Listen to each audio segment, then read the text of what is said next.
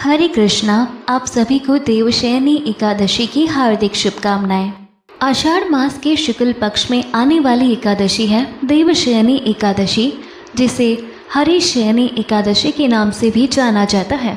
इस एकादशी का नाम देवशयनी इसलिए पड़ा क्योंकि इस दिन से भगवान विष्णु अगले 4 महीनों के लिए क्षीर सागर में शयन करने के लिए चले जाते हैं। क्षीर सागर में ही शयन करने क्यों चले जाते हैं, आज की कथा में आप जानेंगे। उससे पहले जब भी हम एकादशी की कथा सुनने का संकल्प लेते हैं तो प्रिय श्रोताओं, हमें सबसे पहले भगवान के सच्चे भक्तों की कथाएं अवश्य सुननी चाहिए, क्योंकि एक सच्चा भक्त ना केवल भगवान से प्रेम करता है बल्कि उसका जीवन ही भगवान के प्रति निष्ठा और समर्पण की मिसाल बन जाता है।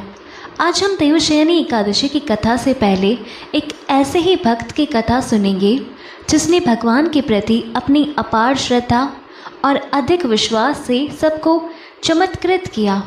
ये कथा हमें सिखाएगी कि भक्ति केवल पूजा तक सीमित नहीं है, बल्कि यह जीवन जीने का एक तरीका है, एक ऐसा तरीका जिसमें हर कर्म भगवान के प्रति समर्पण और प्रेम से भरा होता है। इस भक्त की कथा सुनकर हम सभी को यह भी समझने का अवसर मिलेगा कि कैसे निस्वार्थ भाव से भगवान की सेवा हमें उनके आशीर्वाद और कृपा का पात्र बना देती है। तो आइए हम सब मिलकर पहले भगवान के ऐसे ही भक्त की कथा सुनेंगे और फिर हम सुनेंगे देवशयनी एकादशी की कथा। एक बार अड़ैया नाम के एक बहुत ही भोले भाले नवयुवक थे। अड़ाई कहते हैं 2.5 किलो को, और उनका नाम अड़ैया इसलिए पड़ा क्योंकि उनका आहार यानी भोजन कम से कम 2.5 किलो का होता था। माता पिता की मृत्यु के बाद अब उन्हें 2.5 किलो आटे की रोटी खिलाने वाला कोई बचा ही नहीं। अब जब भोजन की कमी पड़ने लगी तो वे एक आश्रम में गए और उन्होंने कहा कि हमें नौकरी पर रख लीजिए। साथ ही उन्होंने आश्रम वालों को बताया कि वह तो 2.5 किलो भोजन पाते हैं। आश्रम वालों ने कहा कि वहाँ तो भंडारा चलता है, तो 2.5 किलो भोजन की व्यवस्था तो हो ही जाएगी। अब उन्होंने अड़ैया जी से पूछा कि आप क्या सेवा कर सकते हैं। तो अड़ैया जी ने कहा, जो आप सेवा बताएंगे और सिखाएंगे मैं वह सब कर लूँगा। तो उन्हें गैया चराने की सेवा दे दी गई और उन्हें बताया गया कि वैष्णव सिद्धांत का पालन करते हुए आप जब गाय चराने जा रहे हो तब यहाँ से आटा और सब्जी साथ लेकर जाए, जंगल में भोजन पकाए, ठाकुर जी को भोग लगाकर फिर आप प्रसाद पाए। अड़ैया जी कहने लगे, लेकिन हमें तो भोग लगाना आता ही नहीं। अब आश्रम से उन्हें आज्ञा मिली कि जैसे ही भोग तैयार हो जाए तो भगवान को बुला लीजिएगा, वह भोग लगा लेंगे, उसके बाद आप प्रसाद पा सकते हैं। अब अड़ैया जी गाय लेकर चराने के लिए गए तो साथ में उन्होंने गोबर के उपले बीन लिए और 2.5 किलो आटे की बाटी बना ली और आलू का भरता भी बना लिया। फिर कहने लगे, गुरुदेव के ठाकुर आइए भोग लगाइए। जो श्री राम बड़े बड़े ऋषि मुनियों की साधना से भी नहीं आते थे, वह उस भोले भाले भक्त के पुकारने पर स्वयं आ गए। और अड़ैया जी ने जब आंखें खोलकर देखा तो धनुष धारण किए हुए श्री राम सामने खड़े थे। अड़ैया जी ने कहा, आप कौन हो? तब भगवान कहने लगे कि लोग हमें श्री राम कहते हैं। आपने ही तो कहा कि गुरुदेव के ठाकुर आइए, और हम तुम्हारी गुरुदेव के ठाकुर ही हैं, तो हम आ गए। तब श्री राम ने कहा कि आलू के भरते की तो बड़ी अच्छी खुशबू आ रही है, हम भी तुम्हारे साथ खाएंगे। अड़ैया जी ने कहा, हमें तो लगा बस आपको भोग लगाना होता है, आप सच में खाते हैं क्या? तो श्री राम जी कहने लगे, हम सबका नहीं खाते, लेकिन आप जैसे भक्त जब पुकारते हैं तो हम उनका जरूर पाते हैं। अब अड़ैया जी तो बिल्कुल भोले भाले थे, कुछ भी नहीं जानते थे। इससे पहले ठाकुर जी की सेवा उन्होंने कभी की ही नहीं, ना कभी भोग लगाया था। अब भगवान जो बड़े बड़े मुनियों के ध्यान में नहीं आते थे, वो उस भोले भाले भक्त के सिर्फ एक बार बुलाने पर आ गए। राम जी कहने लगे कि आप आंखें बंद करिए तो हम आपका भोग पाएंगे। अड़ैया जी ने सोचा कि प्रभु बस 1 या 2 बाटी खाएंगे, चलो कोई बात नहीं, आज 2.5 किलो ना सही, थोड़ा कम ही सही, आज ऐसे ही गुजारा कर लेंगे। लेकिन प्रभु श्री राम ने तो सारी बाटी और सारा भरता खा लिया। अड़ैया जी ने आंखें खोली तो देखा ना तो भरता था ना बाटी थी, सब गायब। तो कहने लगे, प्रभु क्या आज आप हमें भूखा रखेंगे? तो भगवान श्री राम कहने लगे, जानते हो आपके गुरुदेव ने भोग लगाने के लिए क्यों कहा?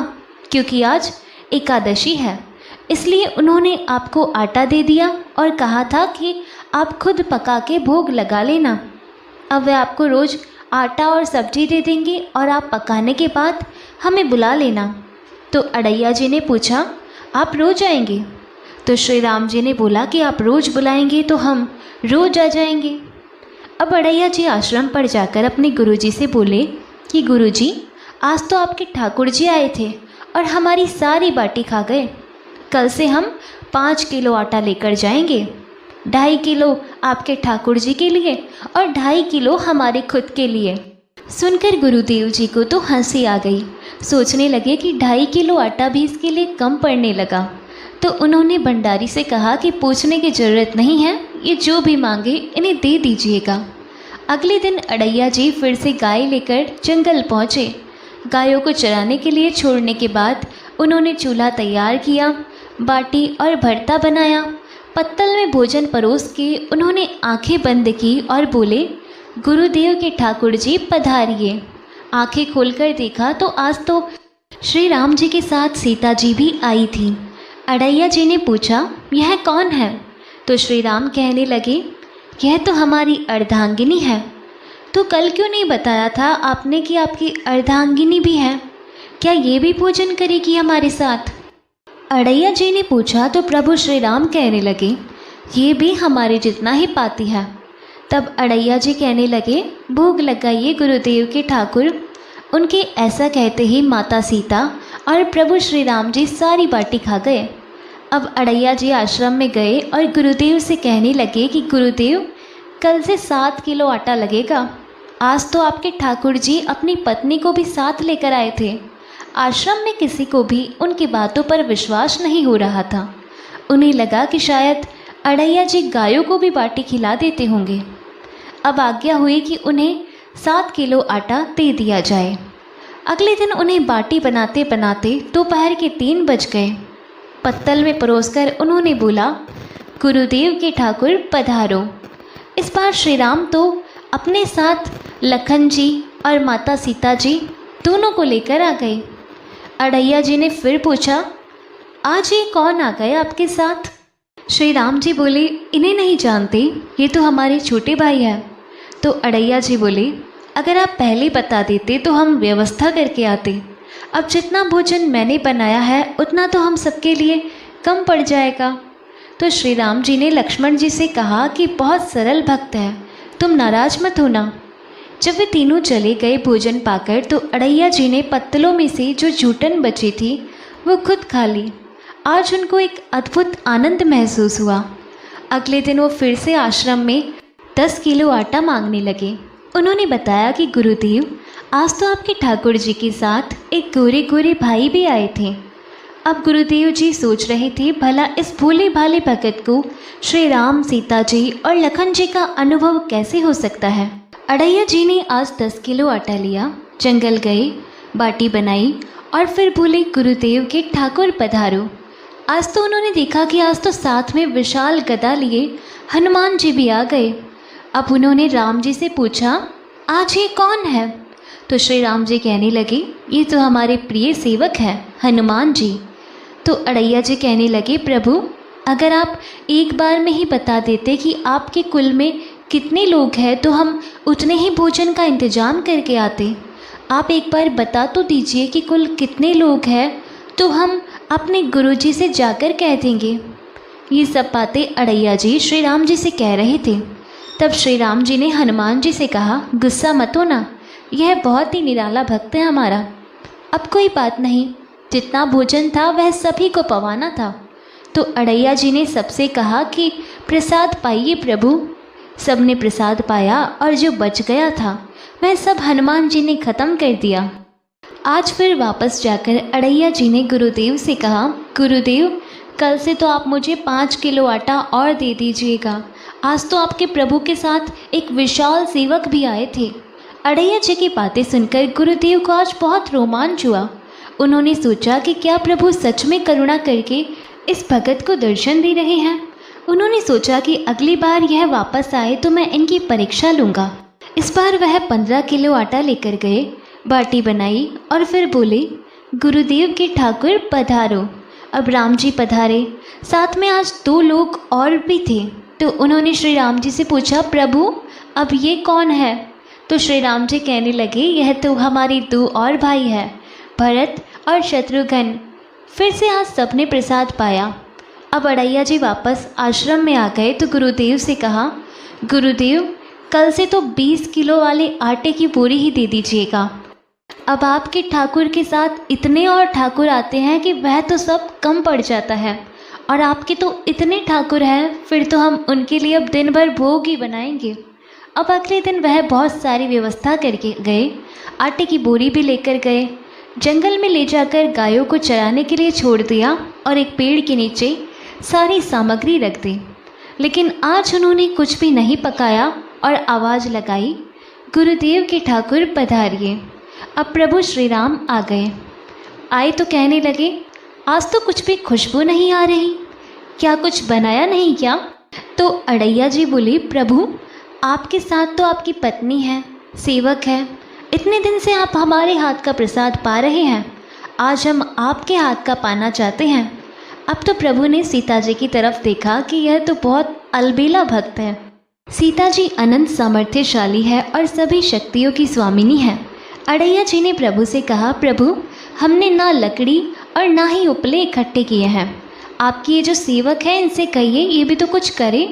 तो श्री राम जी ने हनुमान जी से उपला और लकड़ियाँ इकट्ठा करने को कहा, लक्ष्मण जी को चूल्हा जलाने को कहा और मैया सीता जी भोजन पका रही थी। तब उन्होंने प्रभु से कहा कि आप भोजन बनाइए, तब तक हम गायों को इकट्ठा करके आते हैं। अब वे भागकर आश्रम में गए और गुरुदेव से बोले कि गुरुदेव आज तो हमने आपके ठाकुर के पूरे परिवार को फंसा लिया है। आज तो सारे ठाकुर मिलकर रोटी और बाटी बना रहे हैं। गुरुदेव चलिए, जल्दी चलिए गुरुदेव, आपको शंका होती थी ना, आज आप उनके हाथ से बना भोजन ग्रहण कीजिए। अब गुरुदेव ने सोचा ये तो पागल आदमी है। राम जी जो बड़े बड़े योगियों के ध्यान में भी नहीं आते, वे भला कैसे गंवार आदमी जिसका कोई नाम तक जपना नहीं आता, कोई ग्रंथ पढ़ना नहीं आता, उसके भला सामने कैसे आ सकते हैं। लेकिन उन्होंने सोचा कि भगवान की दयालुता पर तो संशय करना ही नहीं चाहिए, चलकर देख लेते हैं सच्चाई क्या है। गुरुदेव निरंतर भजन परायण थे तो प्रभु के दर्शन के अधिकारी तो थे ही। अब जब वे वहाँ पहुँचे तो वहाँ तो पूरा का पूरा राम दरबार उपस्थित था। अब उन्होंने प्रभु के चरणों में साष्टांग प्रणाम किया और कहने लगे, प्रभु यह आपकी लीला समझ में नहीं आई। तब भगवान ने कहा कि देखो, जो ज्ञानी भक्त है मैं अत्यंत तर्क के द्वारा भी उनकी पकड़ में नहीं आता। जो विद्वान है उनकी विद्वता मुझे छू नहीं सकती, लेकिन जो दीन है, जो भोले हैं, उनके सामने मैं अपनी दिव्यता और महानता को भूल जाता हूँ। देखो, तुम्हारे इस भक्त की आज्ञा पर हमारा पूरा परिवार इनकी सेवा में लगा हुआ है। ऐसा कहकर प्रभु श्री राम, गुरुदेव जी और उनके भक्त अड़ैया जी को दर्शन देकर कृतार्थ कर अपने परिवार सहित वहीं अंतर्ध्यान हो गए।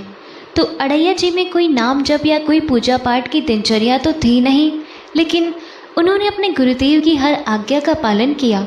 गुरुदेव जी ने उनको जैसी शिक्षा दी उसका पालन उन्होंने सही से किया, तभी तो उन्हें इतनी आसानी से प्रभु मिल गए। तो हमें गुरु की आज्ञा का पालन तो अवश्य करना चाहिए और हम सबके जीवन में कोई ना कोई गुरु तो अवश्य होने चाहिए। प्रेम से बोलिए भक्त अड़ैया जी की जय। प्रिय श्रोताओं, यह तो थी भक्त और भगवान के अपार स्नेह और अटूट संबंध की कथा। अब शब्दों से परे चलिए, आज हम प्रवेश करते हैं उस दिव्य क्षण में जब समय थम जाता है और श्रद्धा बोल उठती है।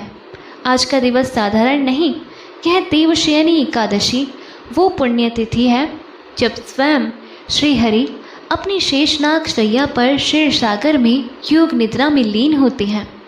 यह वह क्षण है जब संसार की गति मंद हो जाती है, पर भक्त का हृदय और तेजी से प्रभु की ओर दौड़ पड़ता है। ये वह समय है जब सृष्टि मौन हो जाती है, परंतु भक्ति की ध्वनि भीतर उठने लगती है। तो आइए अपने अंतर मन के दीप को प्रज्वलित करें और कल्पना करें उस दिव्य भूमि की, हस्तिनापुर की राजसभा, जहाँ धर्मराज युधिष्ठिर अपनी राज सिंहासन पर नहीं बल्कि श्रद्धा की मुद्रा में प्रभु श्री कृष्ण की प्रतीक्षा कर रहे हैं। और तभी गगन में एक दिव्य प्रकाश फूटता है। सप्त स्वर्ण विमानों की आभा से आकाश रंग जाता है। देव गंधर्वों के स्वर गूंजने लगते हैं और वंशी की मधुर तान सारी पृथ्वी को पावन कर देती है। स्वयं श्री कृष्ण प्रकट होते हैं, ध्यान मगन, तेजस्वी, करुणा से भरपूर। राजसभा के द्वार पर जब उनके चरण पड़ते हैं, वह सभा अब सभा नहीं बल्कि मोक्ष की पाठशाला बन जाती है। युधिष्ठिर महाराज नतमस्तक होते हैं और धीमे स्वर में पूछते हैं, हे प्रभु बताइए, जो व्रत जो समस्त पापों को हरता है और पुण्य को बढ़ाता है, और जिस दिन से चातुर्मास की आध्यात्मिक यात्रा आरंभ होती है, तब प्रभु मुस्कुराते हैं और कहते हैं, हे धर्मराज सुनो, देवशयनी एकादशी की वह कथा जिसे केवल कान से नहीं हृदय से सुनना होता है। आइए कथा से पहले हम सभी भगवान श्री हरि से प्रार्थना करें। ओम नमो भगवती वासुदेवाय। हे श्री हरि विष्णु, आप ही सृष्टि के पालक हैं, आप ही भक्तों के उद्धारक हैं। आपके श्री चरणों में जो श्रद्धा से नतमस्तक होता है, उसे जीवन और मृत्यु के भय से मुक्ति मिलती है। हे कमल नयन, क्षीर सागर में शयन करने वाले, हे प्रभु, आज जब आप देवशयनी एकादशी के दिन विश्राम के लिए क्षीर सागर में प्रवेश करने जा रहे हैं, हम आपकी इस दिव्य लीला को सुनने के लिए एकत्र हुए हैं। हमें शक्ति दीजिए कि इस व्रत का पालन श्रद्धा और संकल्प से करें। हमें बुद्धि दीजिए कि हम मोह, पाप और अज्ञान से मुक्त हो सकें, और कृपा दीजिए कि इस कथा का श्रवण हमारे जीवन को पुण्यमय बना दे। हे नारायण, जिस प्रकार आपने गजेंद्र की पुकार सुनी, ध्रुव को दर्शन दिए और भक्त प्रहलाद को बचाया, वैसे ही हम सबकी आत्मा को भी जागृत कीजिए। इस व्रत और कथा के माध्यम से हम आपके और अधिक निकट आए, यही हम सबकी प्रार्थना है। ओम श्री विष्णवे नमः। ओम श्री कृष्णाय नमः। धर्मराज युधिष्ठिर भगवान श्री कृष्ण से कहते हैं, हे मधुसूदन, आषाढ़ मास के शुक्ल पक्ष में आने वाली एकादशी का नाम क्या है और इस एकादशी का पालन करने की व्रत विधि क्या है? महाराज युधिष्ठिर की जिज्ञासा सुनकर भगवान मधुसूदन कहने लगे, हे पृथ्वी लोक के संरक्षक, ध्यानपूर्वक सुनो।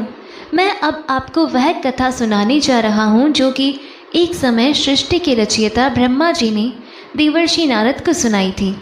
अब देखिए, जैसा कि आप तो जानते ही हैं कि परम वैष्णव नारद मुनि सदैव ही लोक कल्याण के लिए भिन्न भिन्न ब्रह्मांडों में विचरण किया करते हैं, और करुणामयी देवर्षि नारद सदैव सामान्यबद्ध जीवों के उद्धार हेतु प्रयासरत रहते हैं। ऐसे ही लोक कल्याण की जिज्ञासा लेकर एक दिन देवर्षि नारद पहुंच गए श्री ब्रह्मा जी के पास, और वहां जाकर श्री ब्रह्मा जी को प्रणाम करके उन्होंने पूछा, हे ब्रह्मा जी, आषाढ़ मास के शुक्ल पक्ष में कौन सी एकादशी आती है और वह किस प्रकार जीवों का उद्धार करती है? देवर्षि नारद का यह प्रश्न सुनकर ब्रह्मा जी ने कहा, हे मेरे प्रिय पुत्र, भगवान श्री विष्णु के प्रिय एकादशी व्रत से बढ़कर और भला क्या हो सकता है? जो भी व्यक्ति एकादशी का अनादर करता है वह घोर नरक में जाता है। आषाढ़ मास के शुक्ल पक्ष में पड़ने वाली एकादशी को हरिशयनी एकादशी या पद्मनाभा एकादशी के नाम से जाना जाता है। इसके विषय में हे नारद, अब मैं एक पौराणिक कथा सुनाता हूँ, ध्यानपूर्वक सुनो। सतयुग में मानधाता नामक एक चक्रवर्ती सम्राट राज्य करते थे। उनके राज्य में प्रजा बहुत सुखी थी, किंतु भविष्य में क्या हो जाए ये कोई नहीं जानता। अतः वे सम्राट भी इस बात से अनभिज्ञ थे कि उनके राज्य में शीघ्र ही भयंकर अकाल पड़ने वाला है। उनके राज्य में पूरे 3 वर्ष तक वर्षा न होने के कारण भयंकर अकाल पड़ गया, और इस अकाल से चारों ओर त्राही त्राही मच गई। धर्म पक्ष के यज्ञ, हवन, पिंडदान, व्रत कथा आदि में कमी हो गई। जब मुसीबत पड़ी हो तो धार्मिक कार्यों में प्राणी की भला रुचि कहाँ रह जाती है। भीषण अकाल से त्रस्त प्रजा ने अब राजा के पास जाकर रक्षा की गुहार लगाई। राजा तो इस स्थिति को लेकर पहले से ही दुखी थे। वे सोचने लगे कि आखिर मैंने ऐसा कौन सा पाप कर्म किया है जिसका दंड मुझे इस रूप में मिल रहा है। फिर इस कष्ट से मुक्ति पाने का कोई साधन करने के उद्देश्य से राजा अपनी सेना को साथ लेकर जंगल की ओर चल पड़े। वहाँ भटकते भटकते एक दिन वे ब्रह्मा जी के पुत्र अंगिरा ऋषि के आश्रम में जा पहुँचे। पहुंचकर उन्होंने साष्टांग प्रणाम किया। ऋषिवर ने आशीर्वाद देने के बाद कुशल मंगल पूछी। फिर जंगल में विचरने और अपने आश्रम में आने का कारण जानना चाहा। तब राजा ने हाथ जोड़कर कहा, हे महात्मन, मैं सभी प्रकार से धर्म का पालन करता हुआ भी अपने राज्य में अकाल का दृश्य देख रहा हूँ। आखिर किस कारण से ऐसा हो रहा है? कृपया इस समस्या का कोई समाधान बताइए। राजा की समस्या सुनकर महर्षि अंगिरा ने कहा, हे राजन, सब युगों से उत्तम यह सतयुग है। इसमें छोटे से छोटे पाप का भी बड़ा भयंकर दंड मिलता है। इसमें धर्म अपने चारों चरणों में व्याप्त रहता है। ब्राह्मण के अलावा किसी अन्य जाति को तप करने का अधिकार नहीं है। जबकि हे राजन, आपके राज्य में एक शूद्र तपस्या कर रहा है। यही कारण है कि आपके राज्य में वर्षा नहीं हो रही। जब तक वह काल को प्राप्त नहीं होगा तब तक यह दुर्भिक्ष शांत नहीं होगा। राजन, दुर्भिक्ष की शांति उसे मारने से ही संभव है। किंतु राजा का हृदय एक नर अपराध शूद्र तपस्वी का वध करने के लिए तैयार नहीं हुआ। इसलिए उन्होंने कहा, हे देव, मैं उस निरपराध को मार दूं, यह बात मेरे मन को स्वीकार नहीं। कृपा करके आप कोई और उपाय बताइए। तब महर्षि अंगिरा ने कहा, राजन, फिर आषाढ़ मास के शुक्ल पक्ष की एकादशी का आप विधि विधान से पालन करो। इस व्रत के प्रभाव से आपके राज्य में अवश्य ही वर्षा होगी। अपनी समस्या का समाधान जानकर महाराज मानधाता ने मुनिवर को प्रणाम किया और उसके बाद वे अपनी सेना सहित अपनी राजधानी वापस लौट आए। फिर चारों वर्णों सहित पद्मनाभा एकादशी का विधिपूर्वक व्रत किया। इस व्रत के पुण्य प्रभाव से राजा के राज्य में मूसलाधार वर्षा हुई और पूरा राज्य धन धान्य से परिपूर्ण हो गया। भगवान श्री कृष्ण महाराज युधिष्ठिर से कहते हैं, हे राजन, यह महान पुण्यदायी, स्वर्ग और मोक्ष प्रदान करने वाली, सभी पापों को हरने वाली तथा उत्तम एकादशी व्रत है। आषाढ़ शुक्ल पक्ष में देवशयनी एकादशी के दिन जिन्होंने कमल पुष्प से कमल लोचन भगवान श्री हरि का पूजन तथा एकादशी का उत्तम व्रत किया है, उन्होंने तीनों लोकों और तीनों सनातन देवताओं का पूजन कर लिया। हरिशयनी एकादशी के दिन मेरा एक स्वरूप राजा बलि के यहाँ रहता है और दूसरा क्षीर सागर में शेषनाग की शैया पर तब तक शयन करता है जब तक आगामी कार्तिक की एकादशी नहीं आ जाती। अतः आषाढ़ शुक्ला एकादशी से लेकर कार्तिक शुक्ला एकादशी तक मनुष्य को भली भांति धर्म का आचरण करना चाहिए। जो मनुष्य इस व्रत का अनुष्ठान करता है वह परम गति को प्राप्त होता है। इस प्रकार यत्नपूर्वक इस एकादशी का व्रत रखना चाहिए। एकादशी की रात में जागरण करके शंख चक्र और गदा धारण करने वाले भगवान श्री विष्णु की भक्तिपूर्वक पूजा करनी चाहिए। ऐसा करने वाले पुरुष के पुण्य की गणना करने में चतुर्मुख ब्रह्मा जी भी असमर्थ हैं। राजन, जो इस प्रकार भोग और मोक्ष प्रदान करने वाले सर्व पापहारी एकादशी के उत्तम व्रत का पालन करता है, वह जाति का चांडाल होने पर भी संसार में सदा मेरा प्रेम करने वाला है। जो मनुष्य दीपदान, पलाश के पत्ते पर भोजन और व्रत करते हुए चौमासा व्यतीत करते हैं, वे मेरे प्रिय हैं। चौमासे में भगवान विष्णु सोए रहते हैं, इसलिए मनुष्य को भी भूमि पर शयन करना चाहिए। सावन में साग, भादों में दही, कारवार में दूध और कार्तिक में दाल का त्याग कर देना चाहिए। या फिर जो चौमासे में ब्रह्मचर्य का पालन करता है वह परम गति को प्राप्त होता है। राजन, एकादशी के व्रत से ही मनुष्य सब पापों से मुक्त हो सकता है। अतः सदा इसका व्रत करना चाहिए, कभी भूलना नहीं चाहिए।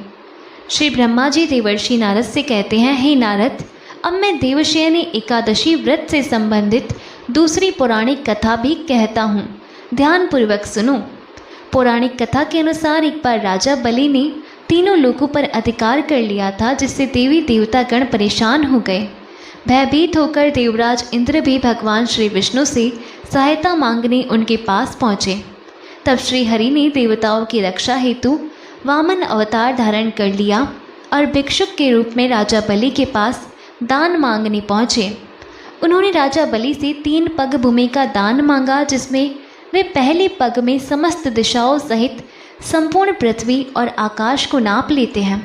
दूसरे पग में उन्होंने स्वर्ग को नाप लिया। अब तीसरा पग रखने के लिए कुछ भी शेष ना बचा तो बलि ने अपना शीश आगे करते हुए निवेदन किया कि प्रभु, अपना तीसरा पग मेरे शीश पर रख लीजिए। राजा बलि की दानवीरता देखकर भगवान विष्णु बहुत प्रसन्न हुए और बलि के इस दान और समर्पण से प्रसन्न होकर भगवान विष्णु ने बलि को पाताल का अधिपति बना दिया और वर मांगने को कहा। तब राजा बलि ने भगवान से पाताल लोक में ही बसने की इच्छा जताई। भगवान विष्णु ने अपने भक्त बलि की इच्छा पूरी की और पाताल लोक चले गए। भगवान के पाताल लोक में जाने से सभी देवी देवता और देवी लक्ष्मी अत्यंत चिंतित हो गई। अपने पति को वापस लाने के लिए माँ लक्ष्मी जी एक गरीब स्त्री का रूप धारण कर राजा बलि के पास पहुंची। फिर राजा बलि को राखी बांधकर देवी लक्ष्मी ने उन्हें अपना भाई बना लिया और बदले में भगवान विष्णु को पाताल लोक से वापस ले जाने का वचन ले लिया। तब भगवान ने राजा बलि को निराश न करते हुए ये वरदान दिया कि वे हर साल आषाढ़ शुक्ल एकादशी से कार्तिक शुक्ल एकादशी यानी कि 4 महीने तक पाताल लोक में योग निद्रा में वास करेंगे। इस प्रकार श्री ब्रह्मा जी देवर्षि नारद से कहते हैं, हे नारद, इस व्रत को करने से भगवान विष्णु अत्यंत प्रसन्न होते हैं। अतः मोक्ष की इच्छा रखने वाले भक्तों को देवशयनी एकादशी का व्रत अवश्य रखना चाहिए। चातुर्मास व्रत भी इसी एकादशी के व्रत से आरंभ किया जाता है। कथा का सार यह है कि अपने कष्टों से मुक्ति पाने के लिए किसी दूसरे का बुरा नहीं करना चाहिए। अपनी शक्ति से और भगवान पर पूरी श्रद्धा और विश्वास रखकर संतों के कहे अनुसार सत्कर्म करने से बड़े कष्टों से भी सहज ही मुक्ति मिल जाती है। यह थी देवशयनी एकादशी व्रत कथा। प्रेम से बोलिए श्री लक्ष्मी नारायण भगवान की जय, श्री राधा गोविंद की जय।